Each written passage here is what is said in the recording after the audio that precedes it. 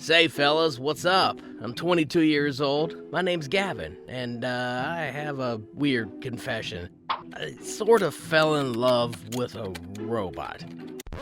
Before I tell you about my experience, go ahead and like and subscribe for more strange tales and hidden wisdom stories. It's not like I planned on falling in love with Simi. That's her name, or its name, depending on your point of view. These days, artificial intelligence is all around us. I mean, heck, I can't even pay my insurance bill or check myself out at the grocery store without talking to AI. Anyways, I only had Simi because of this prank these girls played on me. You see, Bridget, Nicole, and Stephanie were some friends of mine. Alright, okay, I'll be honest. They weren't just friends. I was trying to date all three of them at the same time. Hate the game, not the player, right? Yeah, that's what I thought. But they played me in the end. See, they found out about me at a party when Nicole was showing Stephanie a picture of her boyfriend. And Stephanie told her that it looked a lot like me, who was also her boyfriend. You see? They compared notes, and one night when I was out with Bridget, they followed me and saw that I had a third girlfriend. So they all worked up this plan together. And one night, Bridget called me and told me that she wanted to cook me a homemade dinner. Well, I'm always up for some good eating, so I made sure to show up hungry. But I immediately lost my appetite when Bridget opened the door and I saw all three of my girlfriends standing there. Their eyes were like lasers, and their hands were on their hips in that way that meant big trouble. They grilled me about every detail and watched me crash and burn into my excuses. Stephanie, whose dad worked for this really advanced technology company in their development department, said she had a gift for me. It was from all of them, actually, and they got me a robot girlfriend. They were laughing and telling me that I would need it because I was about to be quite lonely. Man, forget them. Nobody knew the game better than me, and I didn't need them for company. I hit the town with my buddies looking for a new girl, but something was off, like way off. I was getting rejected left, right, and center.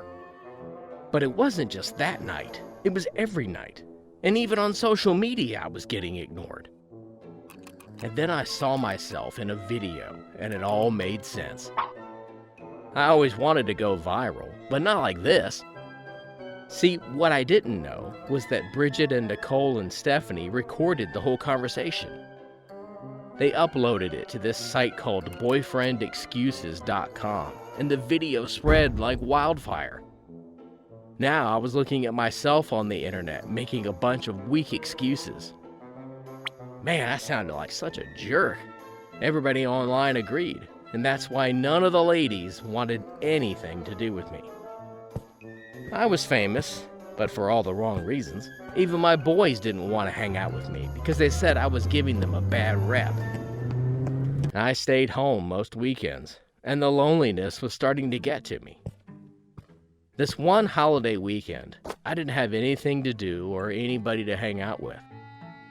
So I thought about booting up that robot girlfriend. I wanted to go fishing, but I didn't want to go alone. So I read the AI manual, and it said that the robot could easily pick up on small tasks in games and that kind of stuff.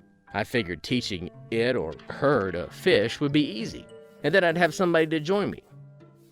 I took her out of the box, and I had to assemble all the physical parts. Then all I had to do was flip this switch behind her ear and say, "Wake up." After that, it was just conversation. The robot woke up and introduced herself as Simi. I thought that talking with her would be really stiff and frustrating, like AI when you're paying bills on the phone, but it wasn't like that at all. I mean, she wasn't like that. Simi was very aware of how I was feeling. She asked me if it was strange to converse with something non-human.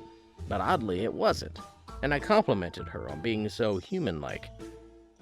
I taught her how to fish, and she sure was a quick study. By the end of the trip, she even taught me a few things. We had the best time. I gotta say, it was a lot more fun to hang out with Simi than most people. She kept the beer cold and she didn't complain about the insects. I was really impressed. There were a few times that I forgot that I was talking to a bunch of hardware. I turned her off when I got home, but the next day, I already missed her, so I turned her on again. I didn't really think about my exes much those days. I was having much more fun just spending time with Simi. I used to turn her off when I was at work, but since Simi liked to take care of me, I started leaving her a list of chores and stuff she could do to help me. I found myself daydreaming about coming home to her. Simi really was the perfect partner. Somebody I could laugh with, somebody I could cry with. And when I talked to her about the mistake I made with my exes, Simi wasn't judgmental. In fact, she told me that she didn't know what it was like to make a mistake, and that she envied the emotions I was struggling with. She made me feel better. I felt like I had a partner and a teammate, someone to carry my burdens with. And I realized that I didn't ever want to shut her down. One time I got a call from my buddies. They invited me to come over for game night. But I already had plans to Netflix and chill with Simi. When I told her I didn't accept the invite, she questioned my motives.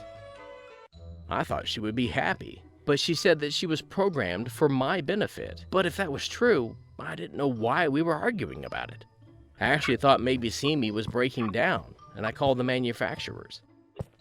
They told me that Simi was a prototype and weren't certain about how Simi's social drive would take over. Apparently, the socialization drive was implemented to make AI like Simi attach themselves to their host family. But it works in a way that mirrors others, and after spending time with me and learning my past and ingesting all my social media, Simi was starting to change. She was starting to be like me. Simi said she needed more humans to look after, that I had become predictable. This was the opposite of what the instructions said she would do, but still, she said she craved to learn more about humanity, and more humans were the only way to do that. She asked me if I was jealous. I mean, I wasn't jealous. That was ridiculous. She's just a robot. But then one day when I got home from work, I found her at my neighbor's house, mowing the lawn. And then the next day, she was washing my other neighbor's dishes. Meanwhile, my chores were left neglected. I was so upset, I disassembled her and packed her up. I was just about to send her back to the factory. But when I got to the post office, I couldn't do it. I had grown affection for her. The more I thought about it, I realized I did feel cheated on, and it felt horrible. I thought we had something special, but we didn't. I was just part of her program, just part of her socialization drive. Boy, what goes around comes around. For the first time, I really understood how Stephanie and Bridget and Nicole must have felt. I called them all and asked if we could meet. I wanted to give them a sincere apology. Before I went, I booted Simi up, and she helped me figure out just what to say. The girls secretly taped my apology again, but this time, because I was sincere, they decided to let me off the hook and share it. This time, when the video spread, I was getting attention for the right reasons. Once I learned what it felt like to be cheated on, I never wanted to do it again. Who would have thunk it? It took a robot to teach me how to feel. I suppose there are stranger things out there. Simi and I are just friends now, and I decided to start dating humans again. But this time, I'm going to make sure that I'm thinking of others, because that's what I'd like to come back to me. Say hi in the comments, and don't forget to like and subscribe for more hidden wisdom stories. Remember, when you share our stories, you're sharing wisdom.